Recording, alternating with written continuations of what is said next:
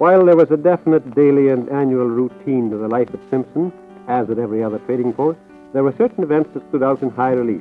There was the fall duck hunt and the fishery at Great Slave Lake, which produced some 50 or 60,000 whitefish for winter use. Then the freeze up of the river, the return of the caribou hunters, with the first sled loads of meat, and the luxury of marrow bones pinched from these sleds and cooked in the ashes of the fireplace.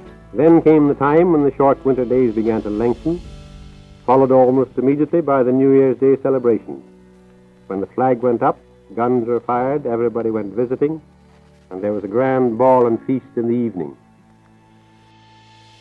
That is Charles Camsell, founding president of the Royal Canadian Geographical Society, one of Canada's great northern explorers, and my great-grandfather. He was recalling his childhood growing up on a fur trading post, Fort Simpson in the Northwest Territories, way back in the 1870s and the 1880s. For this holiday episode of Explore, we're going to dip into his files to read a story he wrote, recalling a memorable Christmas on the trail to the Klondike in the late 19th century. In the early 1900s, Charles Camsell mapped hundreds of thousands of square kilometres of Canada's north by canoe and on horseback for the Geological Survey of Canada. Born at Fort Liard in the Northwest Territories in 1876, his father, Julian, was an English fur trader with the Hudson's Bay Company. His mother, Sarah Foulds, was Metis, with deep roots in the Red River. After graduating from the University of Manitoba, Charles Camsell returned to Fort Simpson just in time to get swept into the Klondike gold rush. Like thousands of young men and women at the time, he and his friend Arthur Pelly went off to the Yukon to seek their fortune. My mother found the following story in his personal files. It was dated 1937, around the time he began writing his memoir, Son of the North. And ever since our children were infants, I've read this story on Christmas Eve, as we move from continent to continent, country to country, often celebrating the holidays far from family and from home. So, pour yourself a favorite drink, settle into a comfy chair by the fire, put your feet up if you want, and enjoy this reading of Christmas at Devil's Portage by Charles Camsell.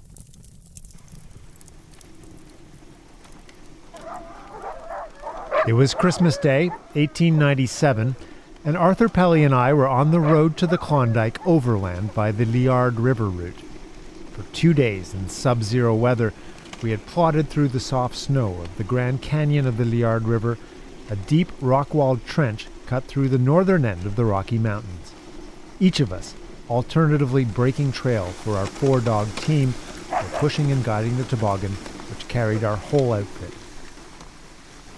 We had entered the canyon at Hell's Gate on the evening of the 23rd, and had had fairly heavy going because of deep snow throughout the 40 miles of its length.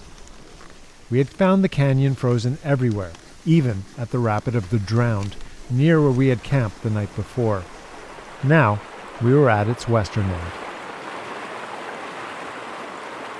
We had tried during the day to gain a passage through the constriction known as the Devil's Gorge, which forms the western end of the canyon, but found this impossible because the force of the stream had kept open water from wall to wall of the gorge. The only alternative was the Portage Trail of 4 miles over a mountain spur 1,000 feet high, a trail which had never been used in winter and only once in summer in the last 30 years. This was the notorious Devil's Portage, which to all northern voyageurs carried a reputation of decidedly sinister character, and was responsible for the abandonment of the Liard River as a trade route to the Yukon many years ago. Hell's Gate and Devil's Portage, evil-sounding names indeed, and obviously suggestive of their character. Small wonder that the memory of them has dimmed little in 40 years.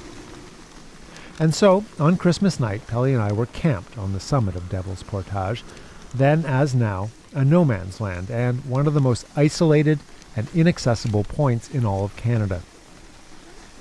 It had not been easy to find and follow the old Portage Trail, covered with 3 feet of snow and much overgrown as it was, but here and there an ingrown blaze was visible. It was the toughest going of the day up this eastern slope of the Portage, But by doubling up when necessary, we were on the summit before the light of the short winter day began to fade.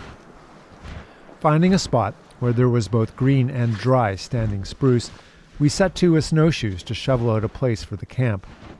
Then we floored with spruce boughs and banked on 3 sides with snow and brush. On the 4th side, we laid the fire of full-length trees with butts overlapping and pointing inward. The star-studded sky was to be our canopy. Then the dogs were unhitched and the sled unpacked of its blankets, food, and cooking utensils. The next operation was supper. The first duty, however, of the northern traveler is the care of his dogs, and after these are fed, he proceeds to the preparation of his own meal. Ours was the same as it had been for 3 months, namely bacon, beans, and bread, washed down with tea. Tonight, there was to be added to this simple fare a cooked but now frozen plum pudding carried all the way from Edmonton for this occasion and put up for such purpose by a famous Toronto caterer of his day. This was to be the pièce de résistance. Pelly, however, had a surprise in store, and before the pudding was served, he produced, like a magician from his kit, a small flask of brandy, which he had carried since July without arousing suspicion from any source. A little of this in a tin cup, with a toast to absent friends, was the prelude to the most satisfying plum pudding ever eaten. Later, as we lay in our blankets within the small circle of light made by the campfire, and nothing but the stars overhead and the infinite silence of the subarctic night around, my thoughts, and Pelly's, reverted to other Christmas nights. His to scenes many thousand miles distant, mine nearer to hand, but both embracing friends who are thinking the same thoughts as ourselves. So does Christmas eliminate distance.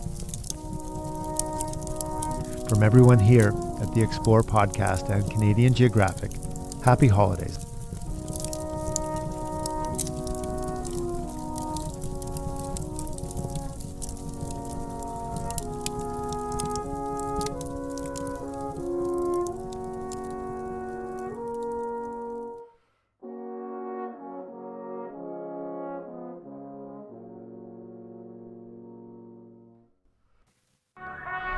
I think right now we're enjoying very much looking back at the Earth, and it's just a fantastic experience, and I just can't wait to get back and start telling people. We left Simpson about June 10th with a fur brigade consisting of a number of yacht boats, each manned by 10 voyageurs. For us Inuit, it means that Inuit oral history is very strong. We flew low over every inch of the country that could be. We were hoping that he would fire at us. I guess 160 dives or so.